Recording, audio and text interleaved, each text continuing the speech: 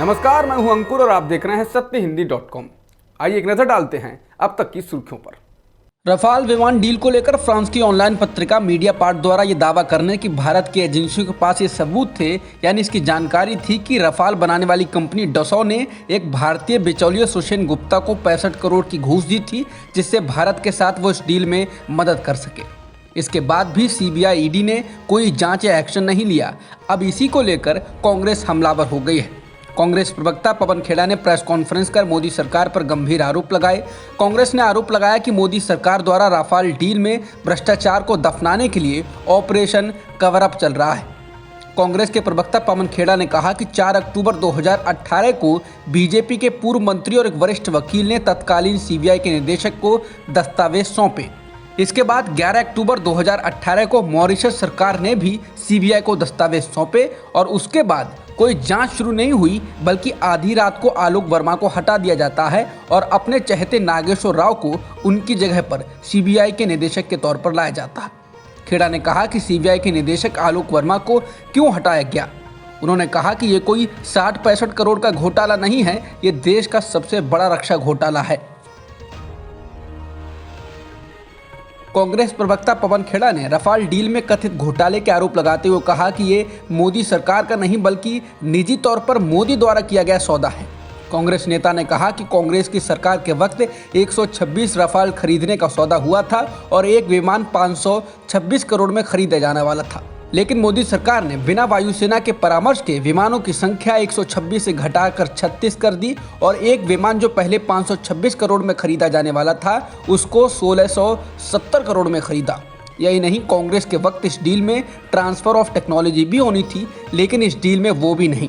कांग्रेस नेता ने आरोप लगाया कि पीएम मोदी ने इस डील में रक्षा मंत्रालय की अनुशंसा को नजरअंदाज करते हुए खुद हस्तक्षेप करके डील में शामिल भ्रष्टाचार विरोधी क्लॉज भी हटवाया और ऐसा उन्होंने निजी तौर पर हस्तक्षेप करके किया। रफाल कथित घोटाले को लेकर कांग्रेस ने कहा कि इस डील के बिचौलिए सुषेण गुप्ता के यहां से 2019 में खुद ईडी ने ऐसे कागजात बरामद किए जो डसॉ के साथ इस सौदे की डील करने वाली इंडियन नेगोशिएशन टीम के अति गोपनीय दस्तावेज थे। इसमें वो पत्र भी मिला जो डसॉ कंपनी के राइवल यूरोफाइटर ने अरुण जेटली को लिखा था कि वो बिड में 20% छूट दे सकते हैं। कांग्रेस नेता पवन खेड़ा ने कहा कि इस रेड के दौरान ईडी को वो भी कागज मिला जो नोट बिचौलिए सुषेण गुप्ता ने कंपनी डसॉ को लिखा था, जिसमें लिखा था कि वो भारतीय पॉलिटिकल हाईकमान से आपकी बैठक करा सकता है। खेड़ा ने कहा कि ईडी ने इन सबूतों की जांच को आगे क्यों नहीं बढ़ाया। अति गोपनीय चीजें एक दलाल के पास मिलती हैं और कोई एक्शन नहीं लिया जाता है। कांग्रेस ने कहा कि मोदी जी बताएं कि किसने ये कागज लीक किए हैं। 2015 में 2018 से आज तक सीबीआई ईडी ने जांच से कन्नी काटी और जांच से इनकार किया। रफाल घोटाले में मोदी ने अपनी भूमिका की जांच न करके सुषेण गुप्ता की खुलकर मदद की है।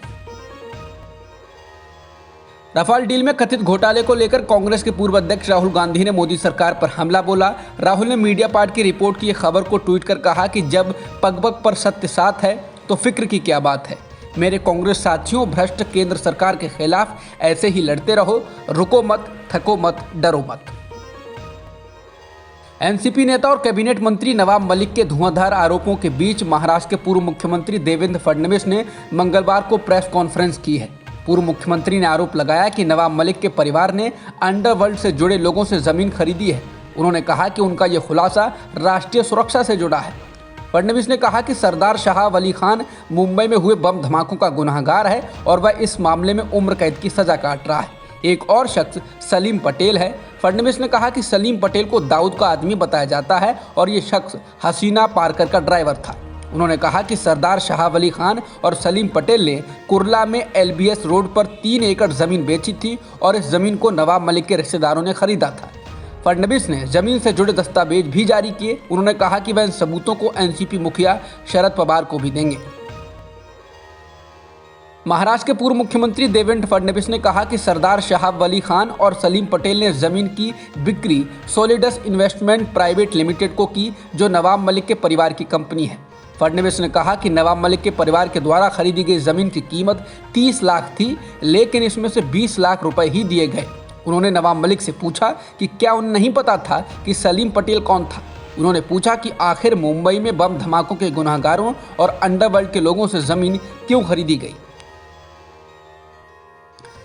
बीजेपी के सहयोगी दल निषाद पार्टी के अध्यक्ष संजय निषाद ने कहा है कि भगवान राम दशरथ के पुत्र नहीं थे।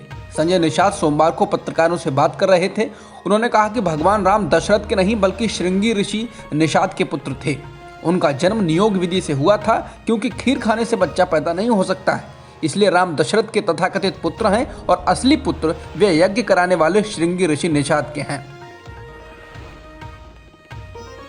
संजय निषाद के राम को लेकर दिए गए बयान पर हैदराबाद के सांसद असदुद्दीन ओवैसी ने एएनआई से कहा कि संघ प्रमुख मोहन भागवत और बीजेपी के नेताओं को इस बारे में बताना पड़ेगा, क्योंकि भागवत डीएनए के एक्सपर्ट हैं। भागवत कई बार हिंदुओं और मुसलमानों का डीएनए एक होने की बात कह चुके हैं, लेकिन बीजेपी संजय निषाद के इस बयान पर कुछ नहीं बोल पा रही है। इसे बताना चाहिए कि वह संजय निषाद के इस बयान से इत्तेफाक रखती है या नहीं।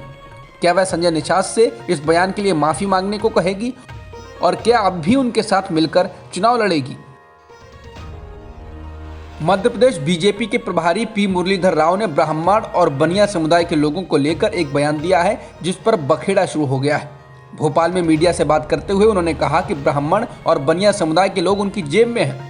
दरअसल मुरलीधर राव ने कहा कि उनकी सरकारें अनुसूचित जाति और अनुसूचित जनजातियों को वोट बैंक के रूप में नहीं, बल्कि पिछड़ेपन, रोजगार और शिक्षा जैसी उनकी चिंताओं को दूर करने पर विशेष ध्यान देने जा रही है। जिसके बाद मीडिया द्वारा उनसे सवाल किया गया कि बीजेपी के बारे में ये आम धारणा रही है कि ये ब्राह्मणों और बनिया की पार्टी है और अब वह SC/ST वर्ग पर ध्यान देने की बात कर रही है, जबकि बीजेपी का नारा सबका साथ सबका विकास का है। इसके जवाब में उन्होंने अपने कुर्ते की जेब की तरफ इशारा करते हुए कहा कि ब्राह्मण और बनिया मेरी जेब में है। उन्होंने कहा कि आपने हमें ब्राह्मण और बनिया पार्टी करार दिया, जब ज्यादातर कार्यकर्ता और वोट बैंक इन्हीं वर्गों से थे। मध्य प्रदेश बीजेपी प्रभारी मुरलीधर राव के बयान के बाद कांग्रेस नेता और पूर्व मुख्यमंत्री कमलनाथ ने बीजेपी को निशाने पर लिया है।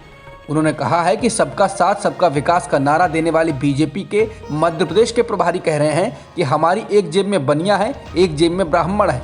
ये तो इन वर्गों का घोर अपमान है। भाजपा के मुताबिक ये वर्ग उनकी बपौती हैं, उनकी जेब में है। कमलनाथ ने कहा कि जिस वर्ग के नेताओं ने भाजपा को खड़ा करने में अपनी महती भूमिका निभाई है, उन वर्गों का ये कैसा सम्मान है। भाजपा के नेता सत्ता के नशे व अहंकार में चूर हो गए हैं। ये तो पूरे बनिया व ब्राह्मण वर्ग का अपमान है। भाजपा नेतृत्व इसके लिए इन वर्गों से बिना देर किए माफी मांगे।